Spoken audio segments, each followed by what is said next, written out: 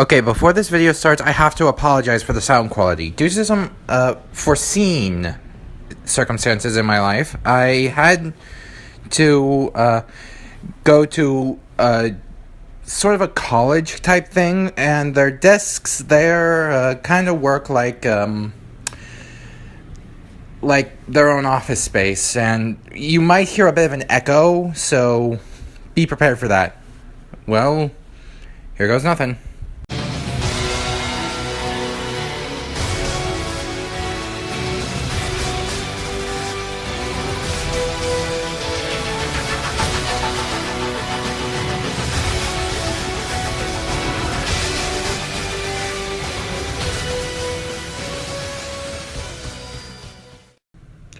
Pity is, by definition, a form of empathy towards others' misfortunes.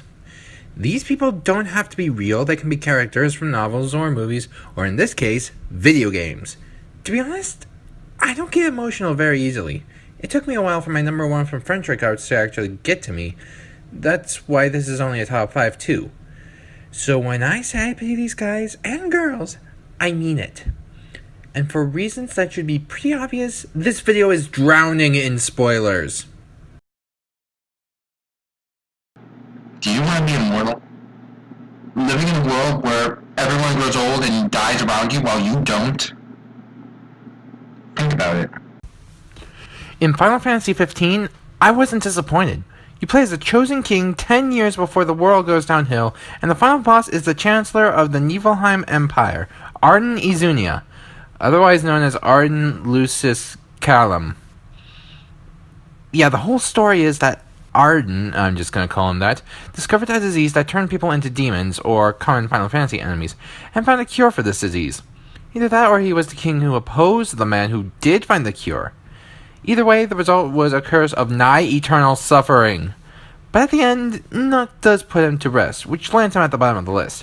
But still, thousands of years in pain. What will you do? Banish the demons and bring peace? Erase me from history once more? This time, you can rest in peace.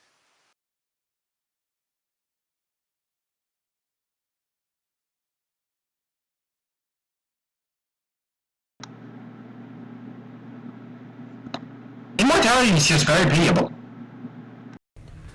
I try to avoid putting a Pokemon character on the list, but think about this. N was raised, then psychologically destroyed by Getsis of all people. Cyrus can understand human spirit, and AZ was made immortal and abandoned by his only Pokemon friend who was also immortal. As Logan once said, "What is life but another word for pain?" By far, in all the Pokemon series, AZ has the worst fate imaginable. Never allowed to rest, always fighting some pain until the end of the world. The only thing keeping him near the bottom is, at the end of the game, he has a friend to experience eternity with. But he still has to endure eternity.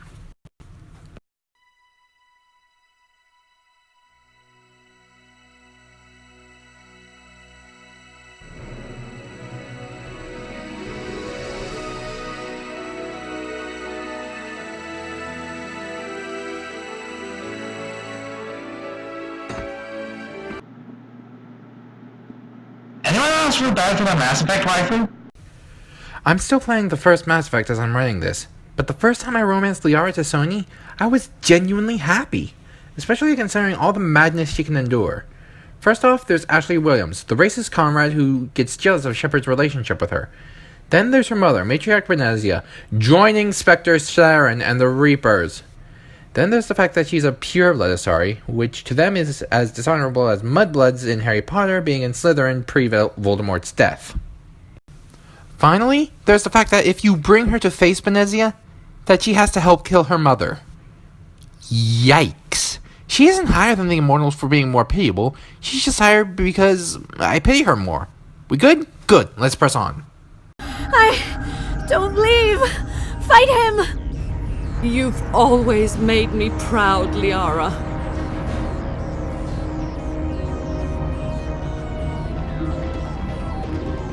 Die!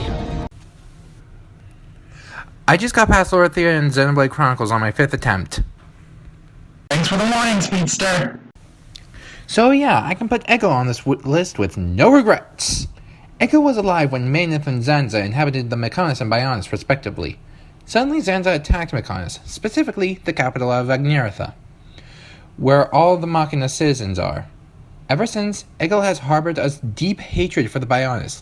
Then Shulk comes in to stop the war between Bionis and Egil, who is the only one of the Machina who feels anything close to want for the war for vengeance alone. And when Shulk does defeat Egil, he says that he'll stop Egil over and over until the two worlds can know peace. Then Zanza happens and Egil dies fighting with the corpse of the Mechonis as his weapon.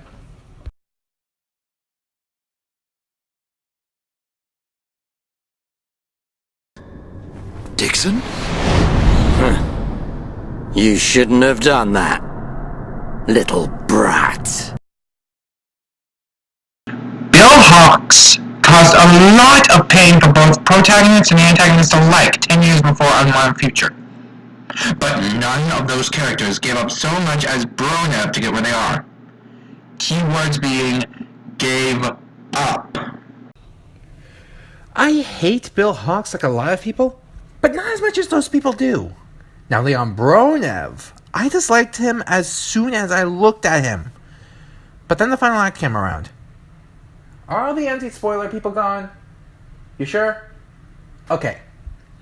The Azran, homunculi, cyborgs, crap. These things came out and tried to destroy the human race. And I'm reminded of all the sacrifices that Bronev made.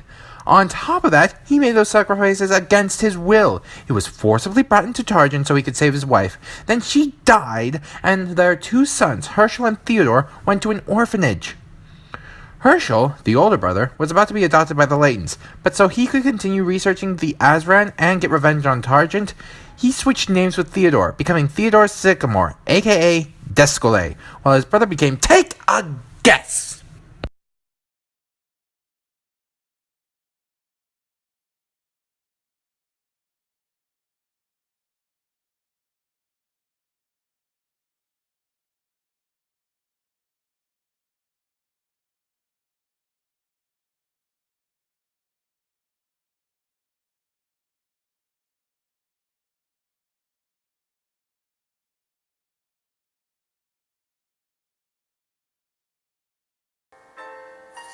Perhaps we will meet again one day, as fellow archaeologists and as friends.